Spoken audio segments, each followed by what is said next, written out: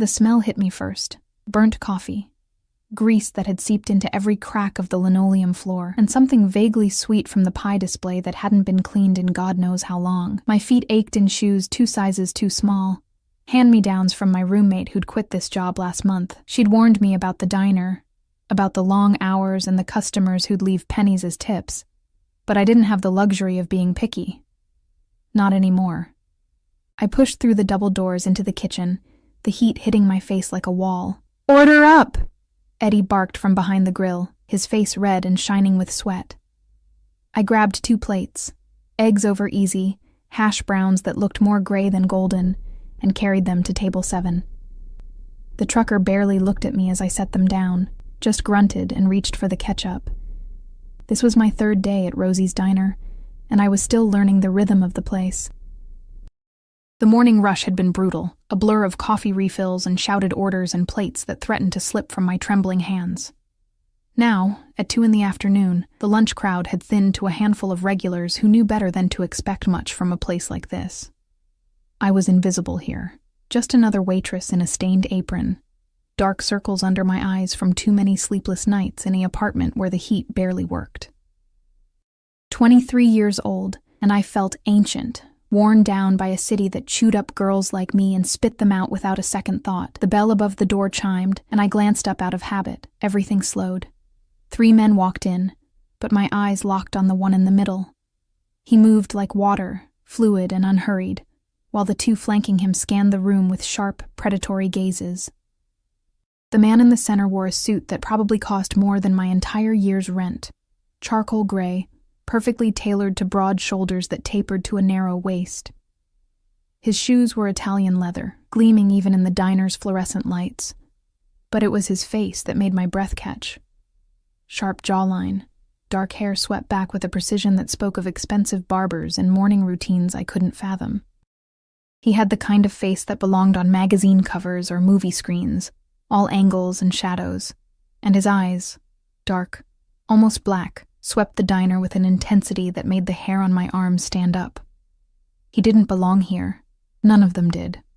The 2 men with him positioned themselves near the door and the back exit, their hands resting casually at their sides in a way that seemed anything but casual. Security, I realized. Bodyguards.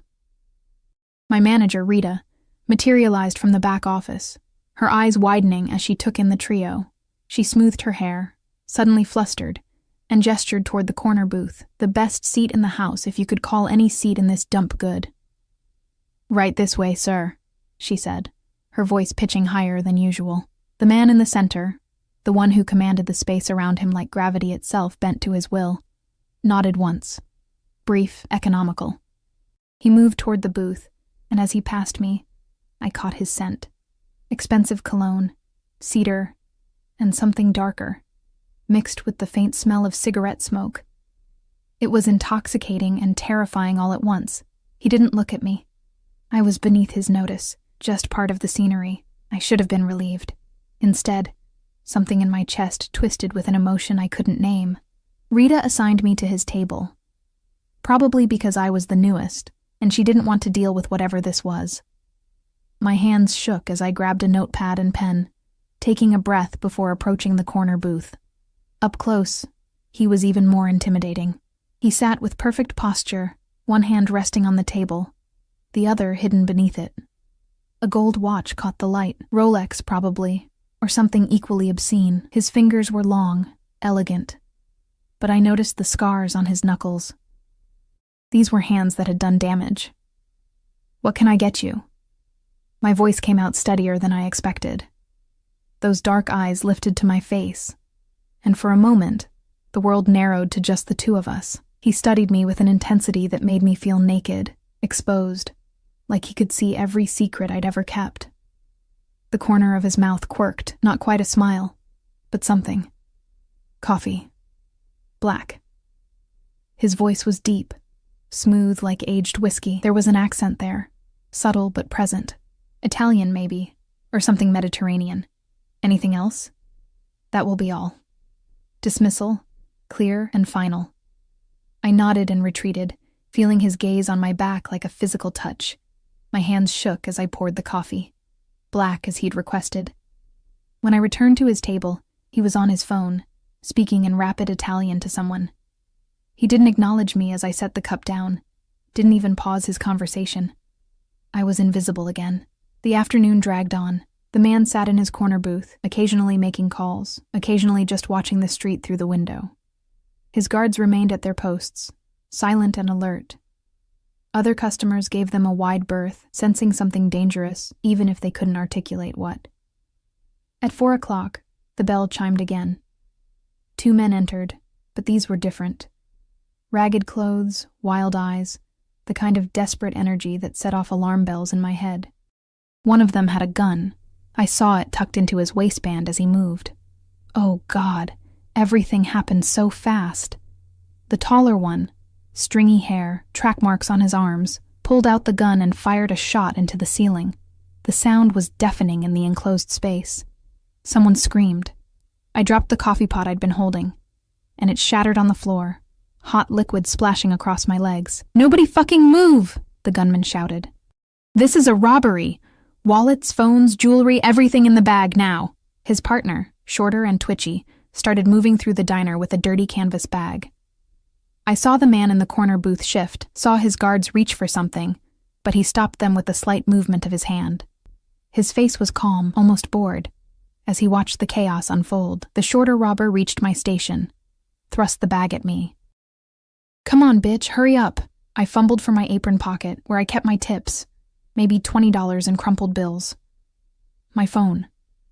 That was all I had. I dropped them in the bag with shaking hands. Then they moved to the corner booth. The tall one, the one with the gun, approached the man in the suit. "You. Nice watch. Give it here." The man looked up slowly, and I saw something flicker in his eyes. Not fear. Something colder. More dangerous. "I don't think so," he said quietly. The gunman laughed. A manic sound. "You think you're tough? You think—" He raised the gun, pointing it directly at the man's head. I didn't think, didn't plan. My body just moved. I lunged forward, grabbing the gunman's arm just as he squeezed the trigger. The gun went off, the bullet going wide, shattering the window behind the booth. The recoil knocked me backward, and I fell hard on the broken glass and spilled coffee. Pain lanced through my palms, my knees. Everything exploded into chaos. The 2 guards moved like lightning, guns suddenly in their hands.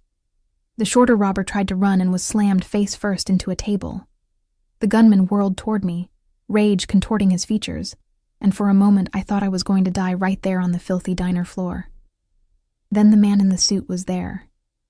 He moved faster than should have been possible for someone so large, so solid. One moment he was sitting, the next he had the gunman's wrist in his hand, twisting it with surgical precision. I heard bones crack. The gun clattered to the floor. The gunman screamed.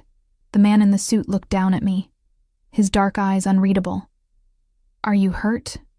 I couldn't speak, couldn't breathe. Blood dripped from my palms where glass had cut into them.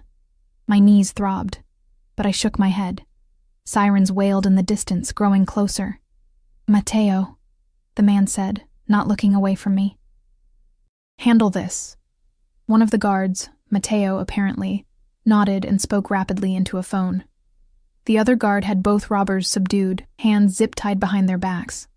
The man in the suit crouched down in front of me, and I caught his scent again, that intoxicating mix of cologne and danger. He reached out and I flinched, but he only turned my hand over gently, examining the cuts. "Brave," he murmured, almost to himself. Or foolish. Perhaps both. My voice cracked. I didn't want anyone to get hurt. Those dark eyes met mine, and something passed between us, something electric and terrifying and inevitable. "What's your name?" "Emma," I whispered. "Emma Hayes." He nodded slowly, as if filing this information away somewhere important. "Emma." The way he said my name made it sound like something precious, something worth remembering. The police burst through the door, guns drawn. Everything dissolved into shouting and questions, and hands pulling me to my feet. Paramedics appeared, fussing over my cuts, wrapping my palms in gauze. I watched through the chaos as the man in the suit spoke to the police. Not pleading or explaining, but stating facts in that same calm, authoritative voice. Within minutes, the officers were nodding, deferential. The robbers were hauled away, and then he was gone. Just like that. Disappeared into a black SUV that had been waiting outside. I hadn't even noticed it arrive. Rita sent me home early, told me to take the next day off. I walked to the bus stop in a daze, my bandaged hands throbbing. The whole thing felt surreal, like a fever dream. That night, I couldn't sleep. I kept seeing those dark eyes, kept feeling the ghost of his touch on my hand. Kept wondering who he was, what kind of man traveled with armed guards and made police officers nervous. I should have been afraid. Instead, all I felt was a strange, pulling curiosity, like standing at the edge of a cliff and wanting to jump. The next morning, I woke to the sound of engines rumbling outside my apartment building. Heavy engines. Multiple vehicles. I dragged myself to the window, still half asleep, and looked down at the street below. 4 black SUVs were parked in front of Rosie's diner across the street. Their windows tinted so dark they looked like holes in reality. Men in suits stood beside them, waiting. Watching. My phone buzzed. Unknown number. Come to the diner. Now. My heart hammered against my ribs. Every instinct screamed at me to stay inside, lock the door, pretend I'd never seen the message, but I was already reaching for my jacket, already walking toward whatever waited for me below. The morning air bit at my face as I crossed the street, my breath forming small clouds that dissipated into nothing. My bandaged hands were shoved deep into my jacket pockets, both to hide them and to stop their trembling. The SUVs loomed larger with each step, their polished black surfaces reflecting the gray November sky like dark mirrors. One of the men, not Mateo from yesterday, but someone cut from the same cloth, opened the diner door before I could reach for the handle. He didn't speak, just gestured inside with a slight tilt of his head. His eyes never quite met mine, but I felt evaluated nonetheless, measured and catalogued in a single glance. The diner was empty, completely empty. The open sign glowed in the window, but there were no customers, no Rita, no Eddie cursing behind the grill, just silence and the hum of the ancient refrigerator units. He sat in the same corner booth. Daylight streaming through the repaired window caught the angles of his face, making him look almost unreal. He'd removed his suit jacket, and his white shirt was rolled up to his elbows, revealing forearms that were all lean muscle, and more of those scars. A cup of coffee sat in front of him, untouched, steam still rising from its surface. "Sit," he said. Not a request. My legs carried me forward before my brain could engage. I slid into the booth across from him, the vinyl cracking beneath me, and forced myself to meet his gaze. Those dark eyes studied me with the same intensity as yesterday. But there was something different now. Something almost curious. "You didn't have to come," he said finally. "Your text suggested otherwise." The corner of his mouth twitched. "Fair. But you could have run. Gone to the police. Disappeared. Should I have?" He leaned back, and the movement was so fluid it seemed choreographed. "Most people would have. Smart people." He paused, his fingers drumming once against the table, a brief break in his otherwise perfect control. "You saved my life yesterday. I started, but he held up one hand. "Don't diminish it. That man was going to shoot me. You stopped him." He reached inside his shirt pocket and pulled out a business card, sliding it across the table. Heavy cardstock. Minimalist design. Just a name and a phone number. Dante Moretti. The name resonated somewhere in the back of my mind. A warning bell I couldn't quite place. I picked up the card with my bandaged fingers, the gauze catching slightly on the paper's edge. "I don't understand what this is," I said slowly. "I pay my debts, Emma." The way he said my name again, like a caress, like a claim, made heat pool in my stomach despite the fear. "You risked your life for mine. That means something. It means I owe you. You don't owe me anything." His eyes darkened. "Yes, I do, and the Moretti family always pays its debts." Moretti. The name clicked into place then, puzzle pieces forming a picture I didn't want to see. I'd heard whispers, read headlines. The Moretti family controlled half the city's underground. Drugs, gambling, protection rackets. They were organized crime royalty, untouchable and dangerous. And I'd saved the life of what? A captain? An enforcer? Who are you? I whispered. I think you've already figured that out. He took a slow sip of his coffee, watching me over the rim. The question is, what I'm going to do about it. My mouth went dry. Are you threatening me? No. The word was immediate, sharp. Never. But you've inserted yourself into my world now, whether you meant to or not. That comes with complications. I just work here.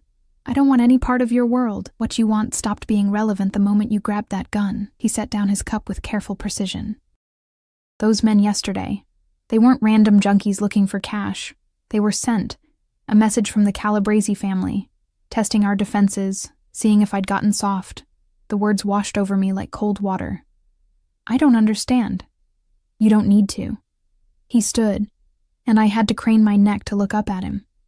He was even taller than I'd realized, 6'3" at least, all controlled power. But they saw what you did, which means the Calabrese family now knows there's a waitress who matters to Dante Moretti. I don't matter to you. We don't even know each other. Something flickered across his face. Amusement, maybe, or something darker. I've had 8 men watching your apartment since yesterday afternoon, 3 more monitoring the diner. I know you take the number 7 bus to work. I know you share a 2-bedroom walk-up with a roommate named Jessica who works nights at St. Mary's Hospital. I know you moved to this city 6 months ago from Ohio, and you're working 3 jobs to make rent. The blood drained from my face. You had me investigated? I protect what's mine. I'm not yours. The words came out too loud, too sharp.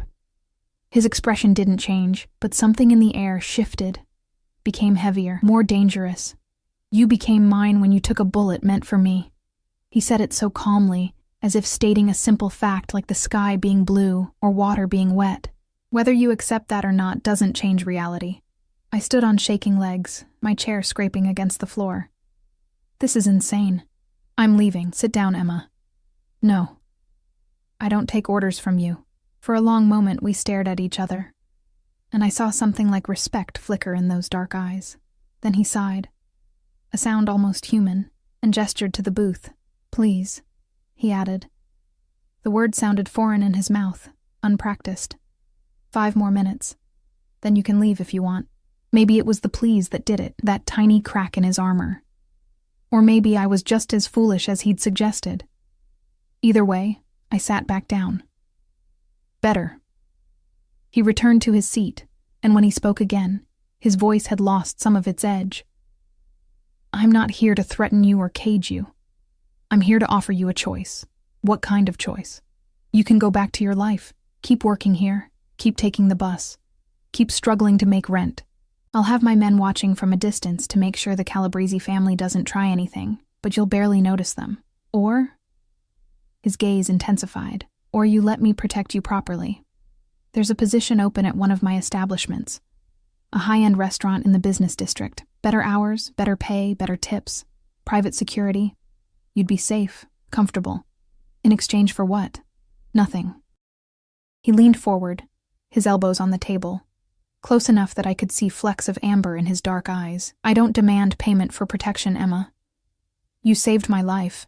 This is me returning the favor. It sounded too good to be true. It was too good to be true. Why do I feel like I'd be trading one cage for another? Because you're smarter than you look. No insult in the words, just acknowledgement. Working for me means entering my world. It means people will assume you're under my protection, which you are, but they'll think it means more. It means you'd be seen as... He paused, choosing his words carefully. Associated with me. As what? Your mistress? The word hung between us, ugly and raw. No, he said quietly. As someone I value. That's all you need to be. My heart hammered so hard I thought he might hear it. And if I say no to both options? His jaw tightened almost imperceptibly. Then you're a fool. The Calabrese family doesn't forget. They'll come for you eventually, testing to see if you really matter to me, or if you were just collateral damage. And I can't protect you if you won't let me. So it's not really a choice at all. Life rarely offers real choices, Tesoro, just different flavors of consequence. The Italian endearment rolled off his tongue like honey, and I hated how it made my stomach flip. I looked down at my bandaged hands, at the worn Formica table, at anything but those penetrating eyes. I need to think about it, I said finally. You have until tomorrow morning. He pulled out his phone, typed something quickly. My phone buzzed in my pocket. My personal number. Call me with your decision by 9 a.m., or I'll make it for you. You can't just...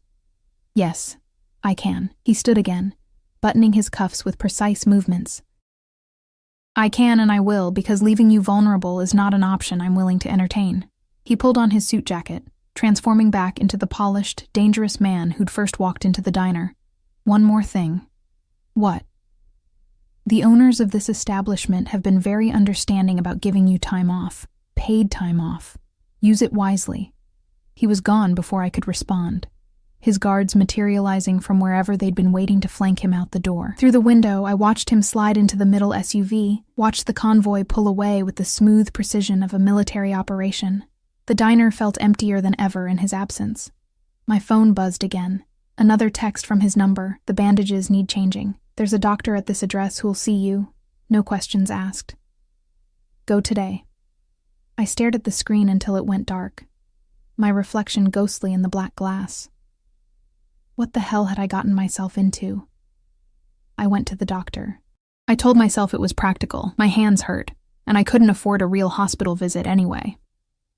The address led me to a brownstone in a neighborhood I'd never have dared enter before, where a woman with kind eyes and no curiosity cleaned my wounds properly and applied fresh bandages. You're lucky, she said as she worked. Could have been much worse. Lucky. Right. I spent the rest of the day in my apartment, staring at Dante's business card, at his number in my phone. Jessica came home from her shift and immediately noticed something was wrong. Em? You okay? Rita said something happened at the diner yesterday. A robbery? Yeah, I'm fine. You don't look fine. You look like you've seen a ghost, more like the devil, I thought. But I forced a smile and changed the subject, and eventually Jessica let it drop. She was too exhausted from her own shift to push, which I was grateful for. How could I possibly explain what had happened? How could I make her understand that I'd somehow stumbled into a world where men had armed guards and personal doctors, and the power to empty diners with a phone call? That night, I dreamed of dark eyes and expensive cologne, of hands with scarred knuckles reaching for me. I woke up tangled in sweat-soaked sheets, my heart racing, desire and fear warring inside me until I couldn't tell them apart. By 8 a.m., I still hadn't decided. By 8:30, I was pacing my apartment, wearing a path in the already worn carpet. At 8:45, my phone rang. Dante's number. I stared at it for 3 rings before answering. You're early, I said. I'm impatient. His voice was rough, like he'd just woken up, and the intimacy of it made my breath catch. Have you decided? I don't want to work for you. Silence. Then, explain. Because once I do, I can't go back. You said it yourself. And I don't want to think I belong to you. I don't want to be owned. I never said anything about owning you. Didn't you? I gripped the phone tighter. You've already decided my life for me. Surveillance, doctors, job offers. You're drawing a cage around me and calling it protection. To keep you alive. The roughness in his voice had transformed into something sharper, almost angry. Do you think this is easy for me? Do you think I enjoy knowing that my enemies might hurt you just to get to me? Then let me go. Forget about me. I can't. The words came out raw, honest. Believe me, I've tried, but every time I close my eyes, I see you lunging for that gun.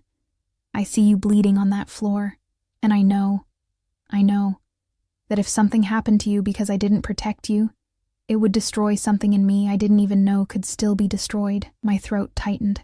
You don't even know me. Then let me. A pause. Please. That word again, so foreign and precious coming from him. What are you really asking me, Dante? I'm asking you to trust me. I'm asking you to let me keep you safe. And maybe I'm asking for the chance to know the woman brave enough or foolish enough to take a bullet for a monster. You're not a monster. You don't know what I am. His voice dropped to barely above a whisper. But I want you to. God help me. I want you to know all of it and stay anyway. The admission hung between us, vulnerable and terrifying. Okay, I heard myself say. Okay? I'll take the job, but I'm not your property, Dante. I'm not something you own. Agreed. And I want to know the truth, all of it. No more secrets, no more surveillance I don't know about. He was quiet for a long moment. Some truths are dangerous, Emma. I don't care. If I'm stepping into your world, I'm doing it with my eyes open. Then you're braver than I thought. Something that might have been admiration colored his words. A car will pick you up at noon. Bring whatever you want from your apartment. You're moving. What? No. I didn't agree to. Your building has no security. Your locks are cheap. Your windows face a fire escape that any competent assassin could climb in 5 seconds. You're not staying there. Dante. Noon, Emma. Don't make me come get you. He hung up before I could argue further. I stood in my apartment, phone still pressed to my ear, and wondered if I'd just made the best decision of my life or signed my own death warrant.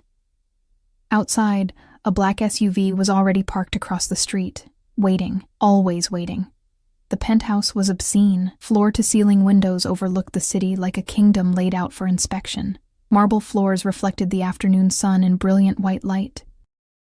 Modern furniture, all clean lines and expensive leather, was arranged with the precision of a museum exhibit. The kitchen had appliances I couldn't name, and the living room alone was larger than my entire previous apartment. This is too much, I said, my voice echoing in the cavernous space. Dante stood by the windows, hands in his pockets, silhouetted against the skyline. He'd removed his jacket again, and I tried not to notice how the white shirt emphasized his shoulders, the way his pants hung perfectly on his hips. It's secure. That's all that matters. Where will I sleep? He turned, and something flickered in his eyes. There are 3 bedrooms. Take your pick. Mine is the master suite on the east side. He paused. You'll have complete privacy. I'm rarely here during the day. Where do you go? Business. The word was a wall, smooth and impenetrable. You start at Maurizio's tomorrow night. It's an upscale Italian restaurant in the financial district. Antonio, the manager, is expecting you. He'll provide the uniform and training. I set down my single duffel bag, everything I'd brought from my old life reduced to one canvas sack, and turned to face him fully. You promised me the truth. No more secrets. His jaw tightened. I promised you'd know what you were getting into. That's not the same as knowing everything. Isn't it? No. He moved closer, and I fought the urge to step back, to maintain the distance that felt like the only safety I had left. My world operates on information, Emma. The wrong word in the wrong ear can start a war, can get people killed. There are things I can't tell you, not because I don't trust you, but because knowing them would make you a target. I'm already a target. You said so yourself. You're under my protection. That's different than being an active player. He stopped a few feet away, close enough that I could see the fatigue in his eyes, the weight he carried. But I'll tell you what I can. Ask me something. Anything. I'd had the whole car ride to prepare my questions, but standing here in this surreal apartment with this dangerous man, only one came out. Why me? His brow furrowed. What do you mean? Why do you care? You could have just posted guards and gone on with your life. Why upend everything for someone you don't even know? He was quiet for a long moment, his gaze searching my face as if looking for something he'd lost. You look like someone, he said finally. Someone from a long time ago. Ice trickled down my spine. Who? My sister. The words were barely audible. Elena. She died when I was 19. She was... He stopped, his throat working. She had your eyes. Your mouth. The way you move sometimes. It's like seeing a ghost. I'm sorry, I whispered. And I was. I could see the grief in him now, buried deep, but still bleeding. Don't be. It's not your fault you remind me of someone I failed to protect. His hands clenched at his sides, the only sign of emotion. But maybe that's why I can't let this go. Can't let you walk away vulnerable, because I watched Elena die, and I swore I'd never feel that helpless again. The admission hung between us, raw and honest, and I understood then that this wasn't just about debt or honor. This was about a man trying to save a ghost. "I'm not her," I said softly. "I know." He met my eyes again, and the intensity there stole my breath. "That's what terrifies me." Before I could respond, his phone buzzed. He pulled it out, read the screen, and his expression shifted, the vulnerability disappearing behind a mask of cold authority. "I have to go. Make yourself at home. There's food in the fridge, and if you need anything, there's a number programmed into the house phone. Security will bring up whatever you request. Dante, tomorrow night, 7 p.m. Don't be late." He grabbed his jacket and was gone, the door closing behind him with a soft click that felt like a cell door locking.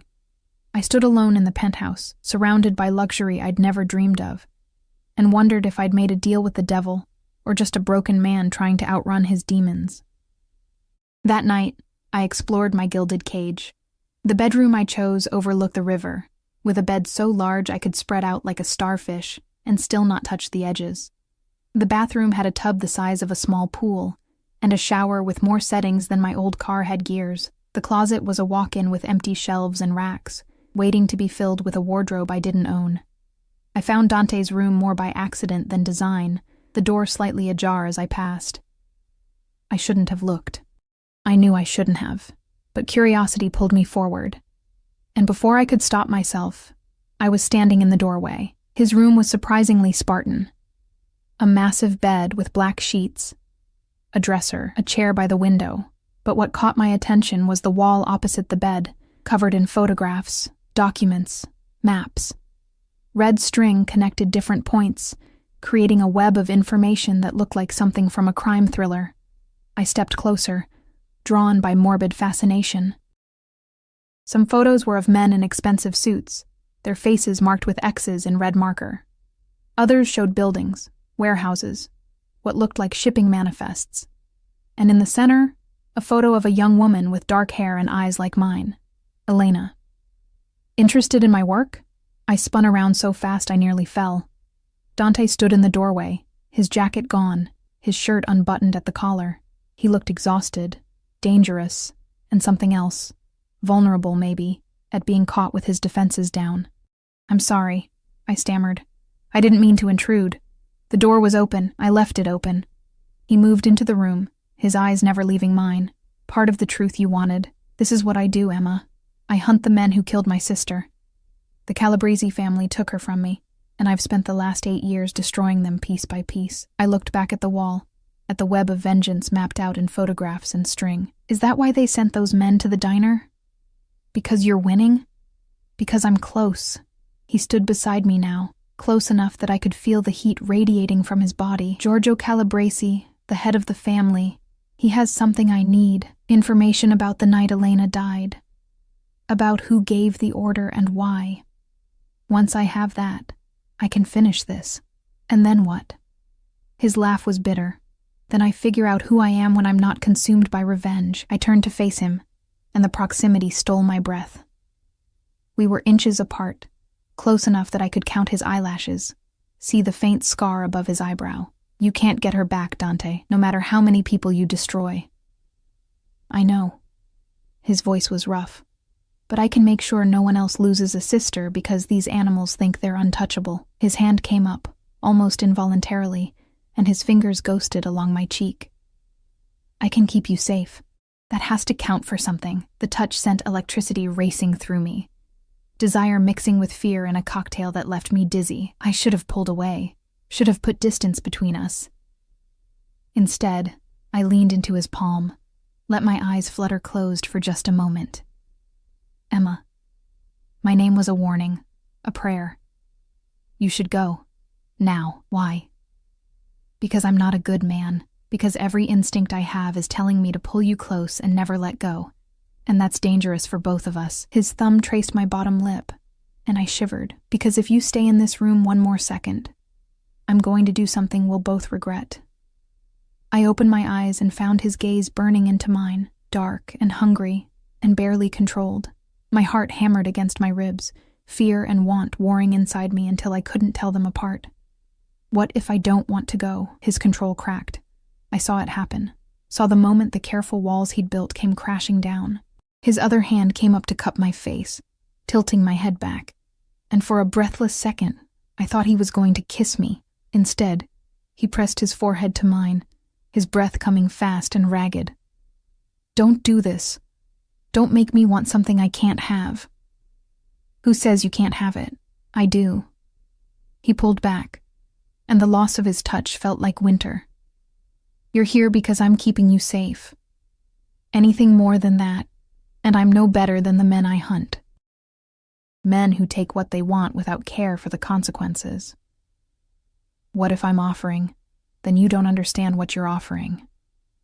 He stepped away, creating physical distance that felt like miles. "Go to bed, Emma. Tomorrow's going to be a long day." It was dismissal, clear and final. I left his room on shaking legs, my body still humming with electricity, my mind spinning with thoughts I shouldn't be having about a man who was equal parts protector and predator. I didn't sleep that night, just lay in the too-big bed, staring at the ceiling, wondering what game we were playing and how it would end. Maurizio's was everything the diner wasn't. Crystal chandeliers cast warm light over tables draped in white linen. The clientele wore designer clothes and discussed business deals over wine that cost more per bottle than I used to make in a week. The kitchen was immaculate, all stainless steel and choreographed chaos. Antonio, the manager, was a compact Italian man with kind eyes and an accent thicker than Dante's. He walked me through the restaurant, pointing out sections and introducing me to the staff. Everyone was polite, professional, but I saw the curiosity in their eyes. They knew I was connected to Dante somehow, and that made me interesting, or dangerous, or both.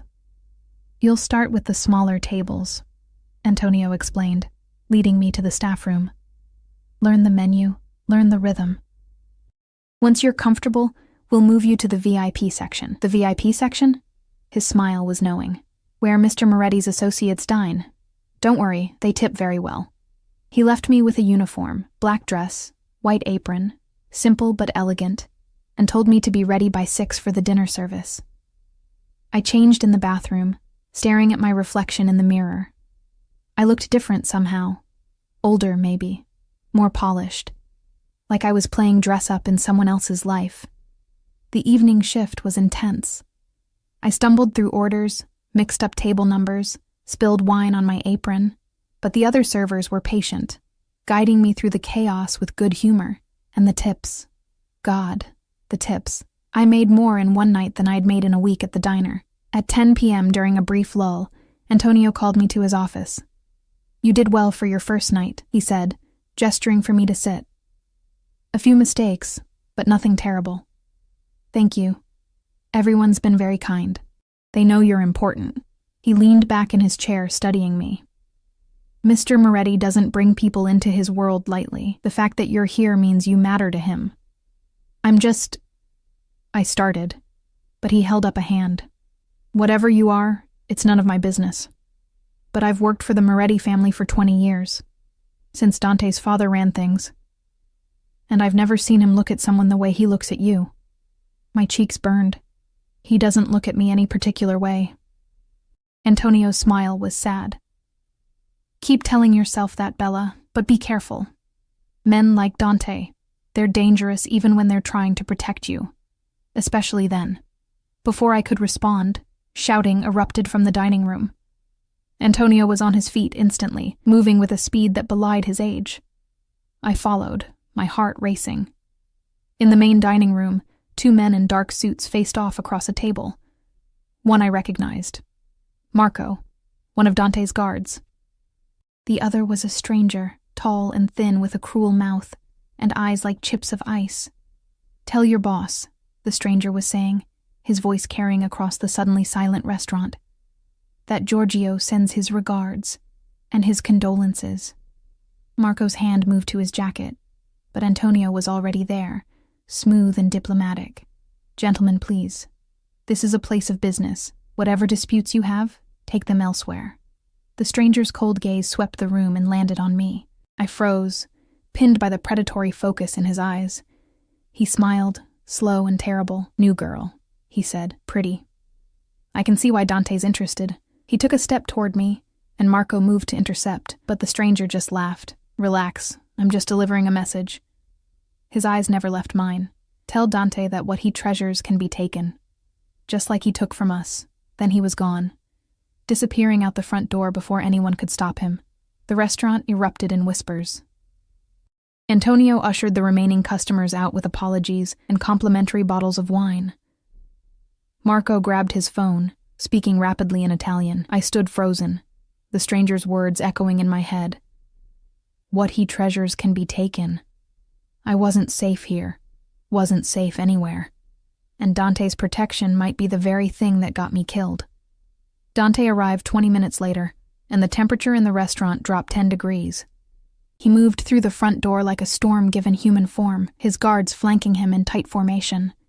His face was a mask of cold fury, all the warmth I'd glimpsed in unguarded moments buried beneath ice. When his eyes found me, still standing frozen near the bar where Marco had positioned me, something flickered in their depths. Relief, maybe, or fear. Tell me exactly what he said. His voice was controlled, but I heard the razor's edge beneath it. Every word, Emma. I recounted the encounter, my voice steadier than I felt. Dante listened without interrupting, his jaw tightening with each sentence. When I finished, he turned to Marco and spoke in rapid Italian, too fast for me to catch more than a few words. Calabresi. Threat. Protection. Antonio, Dante said, switching back to English. Close early. Send everyone home with full pay, station guards at every entrance. Already done, boss. Antonio nodded toward the kitchen where I could see staff filing out the back exit. What do you need from me? Keep your ears open. If Giorgio's men are getting bold enough to walk into my establishments, something's changed. Dante's hand clenched at his side. I want to know what. Antonio left, and suddenly it was just Dante, his guards, and me in the empty restaurant. The silence felt suffocating. You're angry, I said quietly.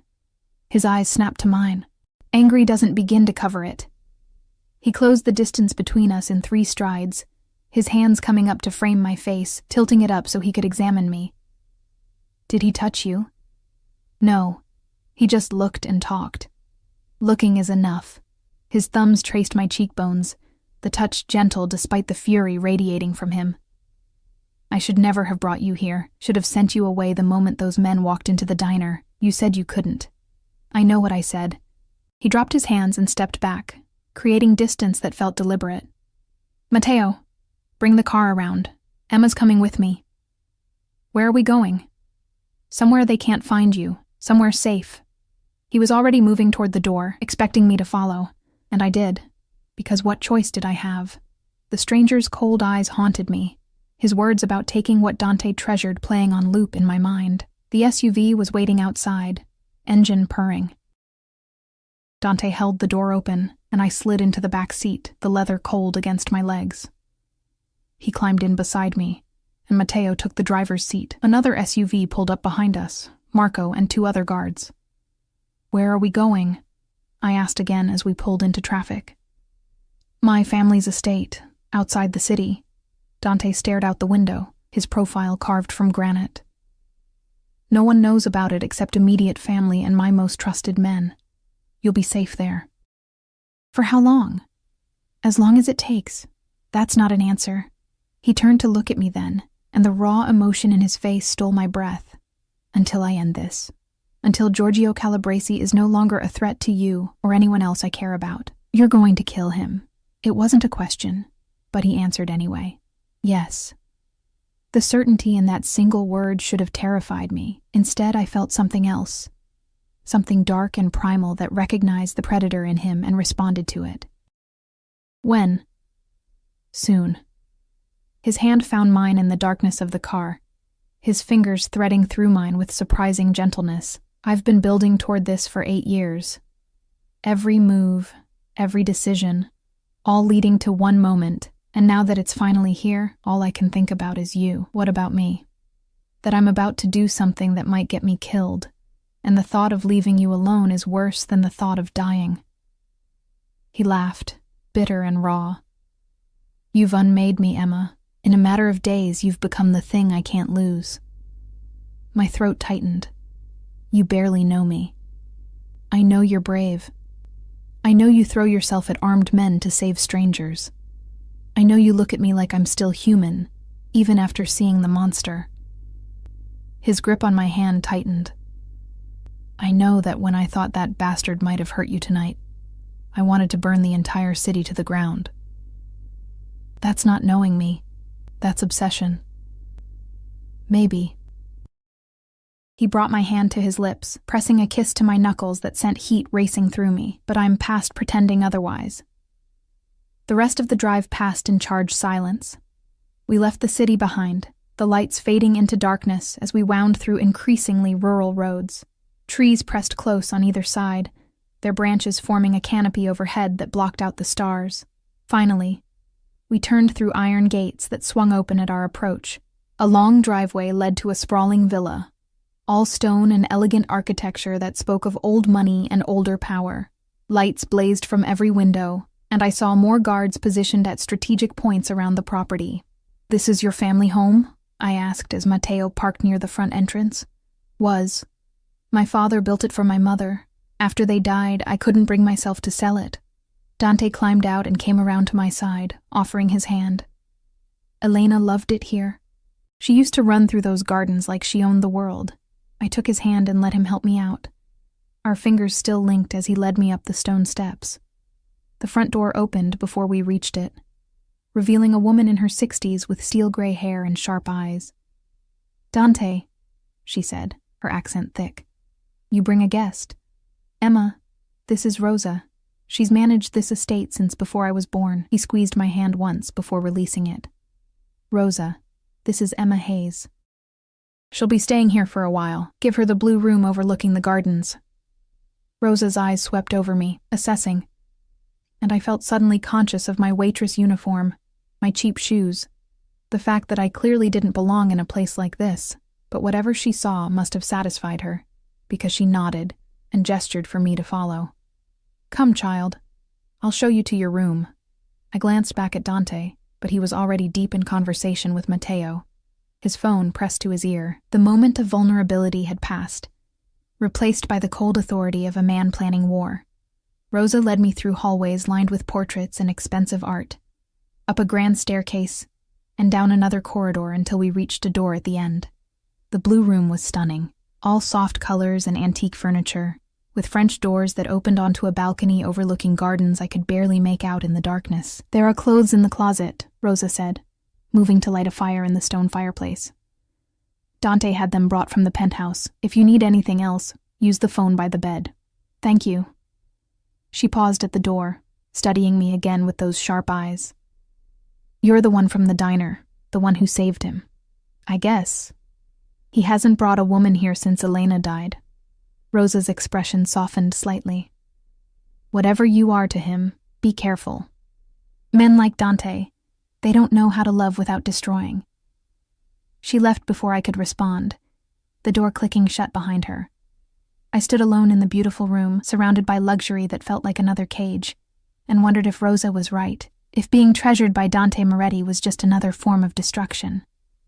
I woke to sunlight streaming through the French doors and the sound of voices drifting up from the gardens below. For a disoriented moment, I couldn't remember where I was. Then it all came crashing back. The restaurant, the threat, the midnight drive to this estate. I climbed out of bed and moved to the balcony, pushing open the doors.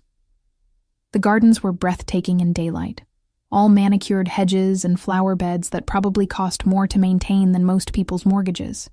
And in the center, on a stone patio, Dante sat at an iron table with 3 other men. Even from this distance, I could feel the tension. Papers were spread across the table, and one of the men, older, with silver hair, was gesturing emphatically while speaking in Italian. Dante listened with that same cold focus I'd seen in the restaurant, occasionally interjecting with questions or commands.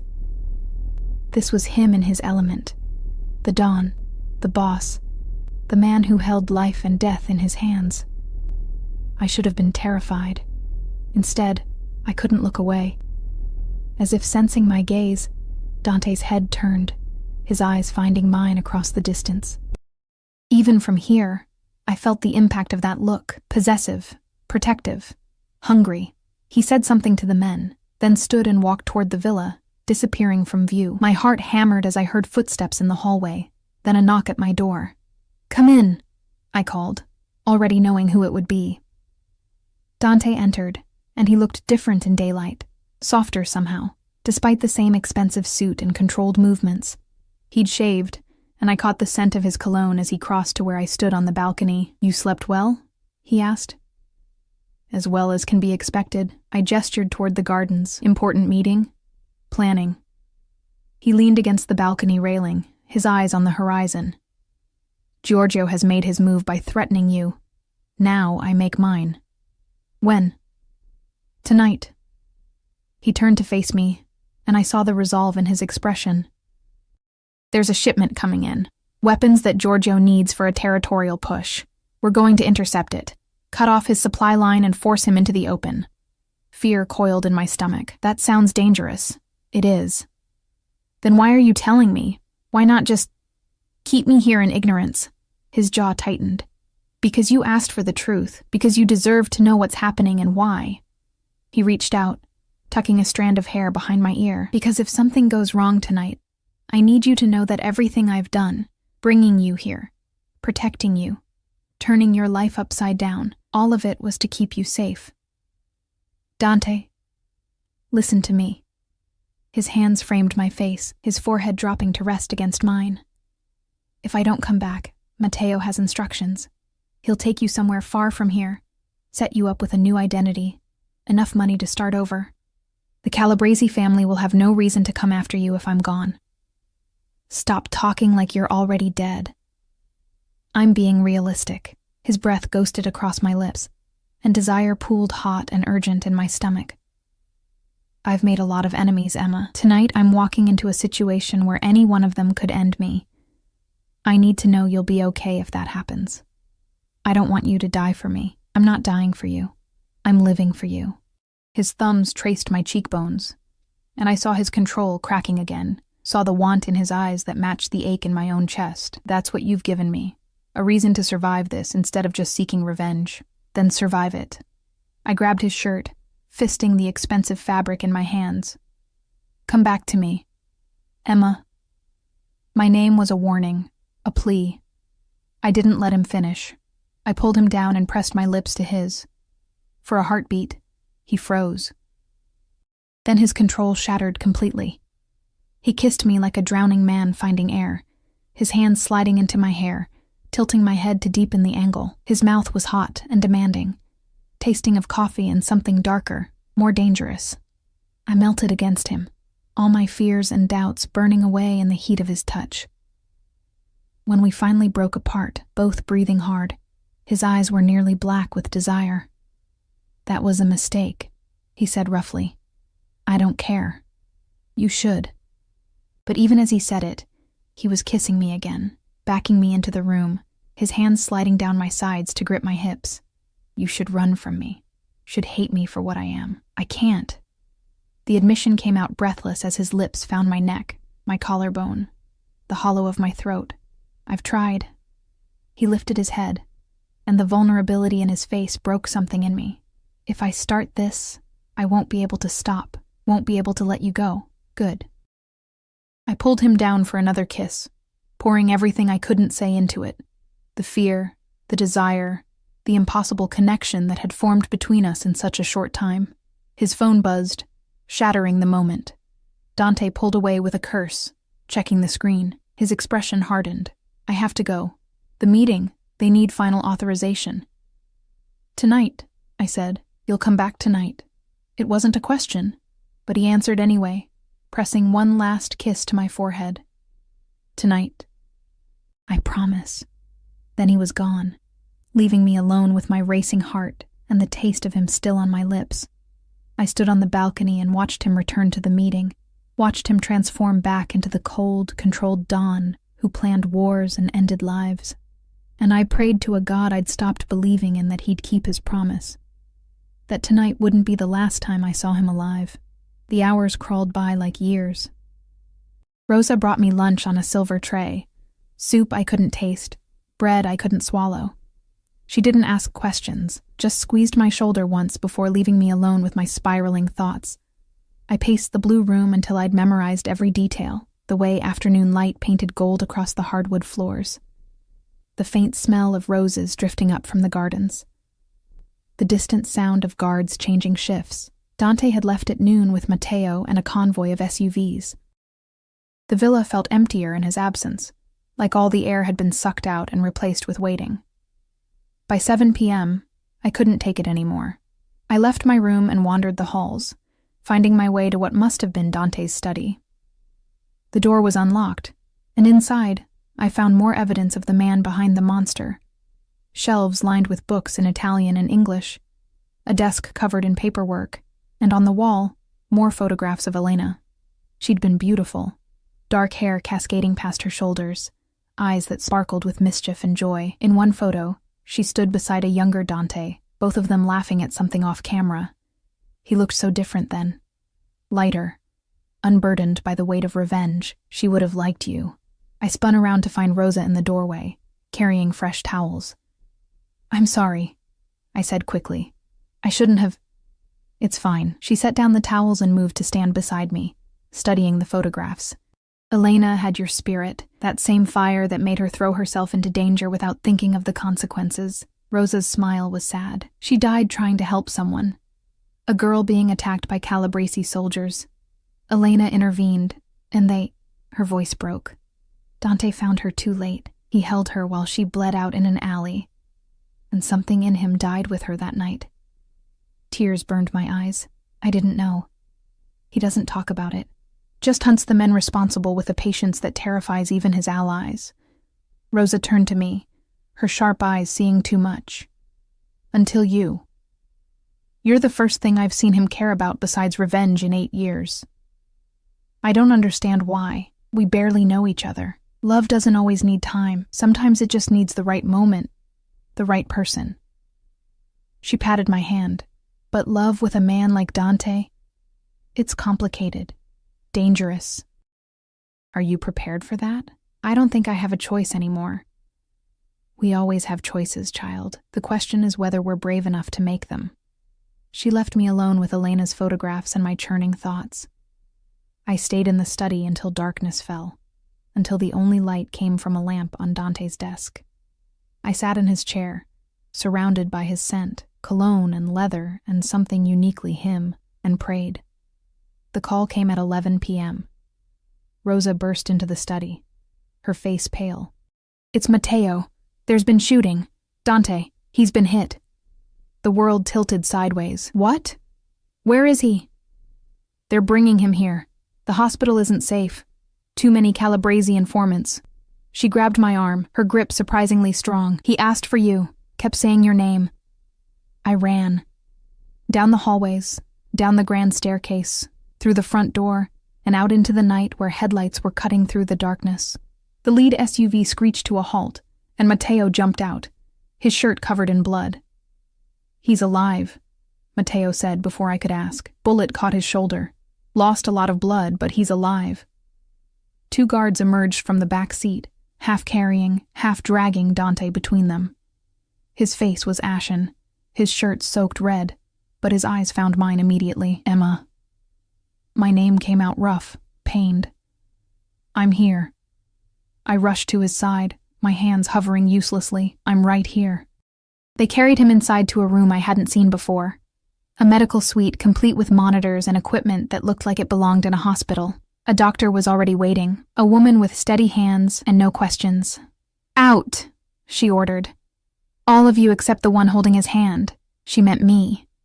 I realized I'd grabbed Dante's hand without thinking, was clutching it like a lifeline. The others filed out, leaving just the 3 of us in the sterile room. "This is going to hurt," the doctor said to Dante as she cut away his shirt, revealing the wound in his shoulder. Blood still oozed from the entry point, dark and thick. The bullet went through. "That's good. Means I won't have to dig for it. But I need to clean and stitch." "Just do it!" Dante gritted out. What followed was brutal. The doctor worked with efficient precision, cleaning the wound with alcohol that made Dante's hand tighten around mine until I thought my bones would crack. He didn't scream, didn't make a sound except for harsh breathing through clenched teeth. but I felt his pain in every tremor, every spike in his pulse where my fingers pressed against his wrist. "Talk to me," he said suddenly, his eyes squeezed shut. "Please, Emma. Talk to me." "About what?" "Anything, everything. I need to hear your voice." So I talked. I told him about Ohio, about my childhood in a small town where everyone knew everyone, about my mother who'd died when I was 16, my father who'd remarried too quickly to a woman who made it clear I wasn't welcome, about coming to the city with nothing but hope and a duffel bag, about working 3 jobs and still barely scraping by. "I was drowning," I whispered as the doctor began stitching. Every day felt like treading water, knowing eventually I'd go under. And then you walked into that diner and everything changed. You changed it. His eyes opened, finding mine. "For better or worse, I don't know yet." I brushed sweat-dampened hair from his forehead. "Ask me again when you're not bleeding all over expensive sheets." That pulled a ghost of a smile from him. "Deal." The doctor finished 30 minutes later, bandaging his shoulder with tight professional efficiency. "You'll live, but you need rest. Real rest. Not whatever macho bullshit you're planning." She packed up her supplies. "I'll be back tomorrow to check the wound. Call if there's fever or increased bleeding." She left, and suddenly it was just the 2 of us in the quiet room. Dante struggled to sit up, and I helped him, propping pillows behind his back. "What happened out there?" I asked. "We intercepted the shipment, but Georgia was expecting us, had twice the men we anticipated." His jaw tightened. "We lost 2 of mine, good men with families. I'm sorry." "So am I." He reached for me with his good arm, pulling me down to sit on the edge of the bed. "But we got what we came for, the weapons, and more importantly, Giorgio's ledger. Names, dates, every dirty deal he's made in the last 5 years, including proof that he ordered the hit on Elena."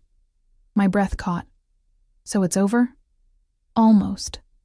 His hand cupped my face, thumb stroking my cheek. "I have enough to bury him now, to turn over to the authorities and watch him rot in prison, or what?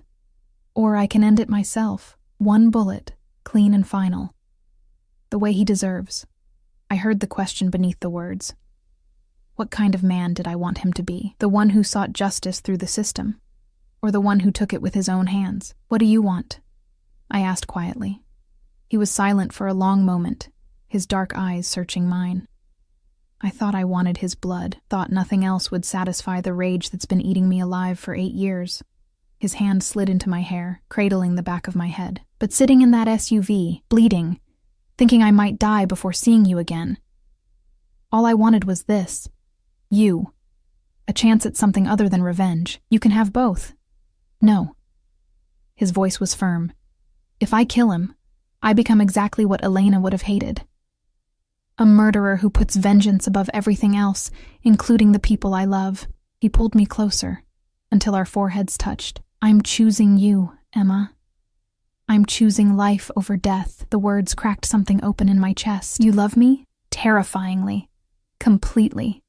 From the moment you grabbed that gun without hesitation." His smile was soft, vulnerable. "I don't deserve you. Don't deserve this second chance. But if you'll have me, broken and damaged, and probably too possessive for my own good, I swear I'll spend the rest of my life being worthy of you." I kissed him, tasting salt and copper and hope. "You're already worthy, liar," he murmured against my lips. "Beautiful liar." We stayed like that for a long time, wrapped up in each other, the night quiet around us. Finally, exhaustion pulled at him, his eyes drooping despite his best efforts to stay awake. "Sleep," I whispered. "I'll be here when you wake up. Promise?" "Promise."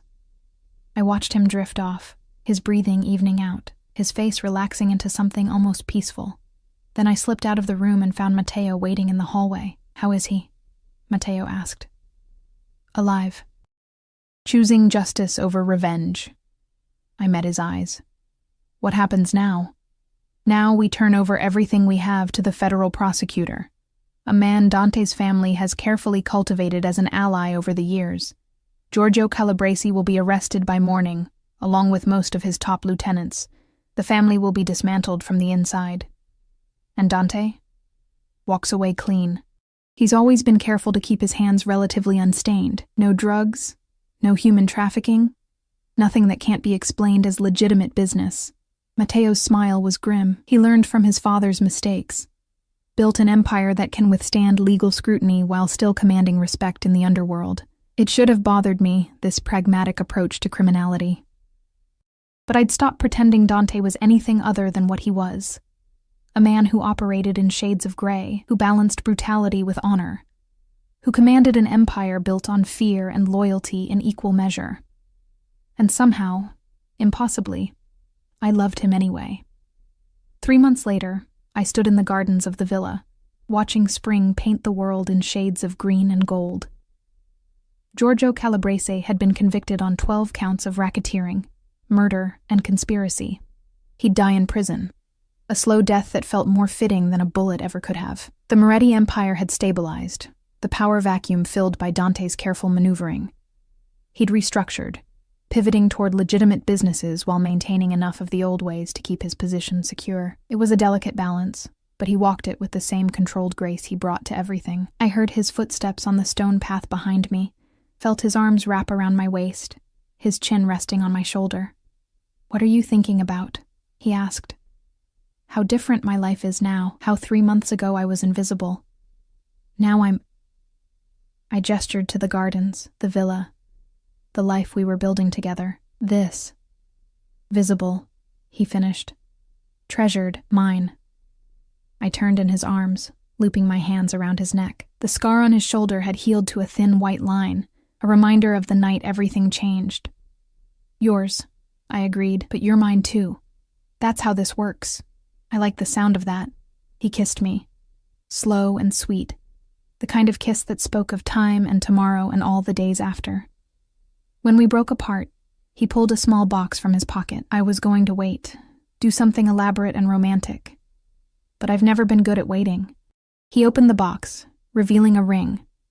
A simple band with a single diamond that caught the sunlight and threw rainbows across the garden. "Marry me," he said. Not a question, but not quite a command either. Something in between, something that left room for me to choose. "Let me spend the rest of my life keeping you safe and happy, and so thoroughly loved you'll never doubt it." "That's not very romantic," I teased, even as tears pricked my eyes. "No?"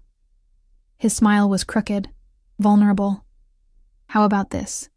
You saved my life, and now I want to spend every day of mine giving you reasons to be glad you did. You walked into my darkness and somehow made me want to find the light. I'm not a good man, Emma, but I'm trying to be better, for you. Because of you. Yes." The word came out choked with emotion. "Yes, I'll marry you." He slipped the ring onto my finger, and it fit perfectly, like it had always belonged there, like I'd always belonged here, in this garden, in his arms, in this impossible life we'd stumbled into together. We were an unlikely pair, the waitress and the dawn, the woman who'd had nothing, and the man who'd had everything except peace. But somehow, against all odds, we'd found each other. Found something worth fighting for beyond revenge or survival. Found love in the last place either of us expected. "I love you," I whispered against his lips, "and I love you," he replied. "My brave, foolish Emma. My salvation." The gardens bloomed around us, spring promising renewal and growth and endless tomorrows. In the distance, I could hear Rosa humming in the kitchen, guards changing shifts, life continuing in its complicated, messy, beautiful way. I'd saved a stranger's life in a moment of instinct, and he'd given me a future I'd never dared to dream of. Not perfect. Nothing with Dante could ever be simple or easy, but real, honest in its complications. And as he kissed me again, the sun warm on our faces and the promise of forever hanging in the air between us, I knew I'd make the same choice 1,000 times over. I'd grab that gun, stop that bullet, step into his dangerous world, because some people are worth the risk. Some loves are worth the chaos. And Dante Moretti, broken, possessive, trying so hard to be the man I deserved, was worth everything.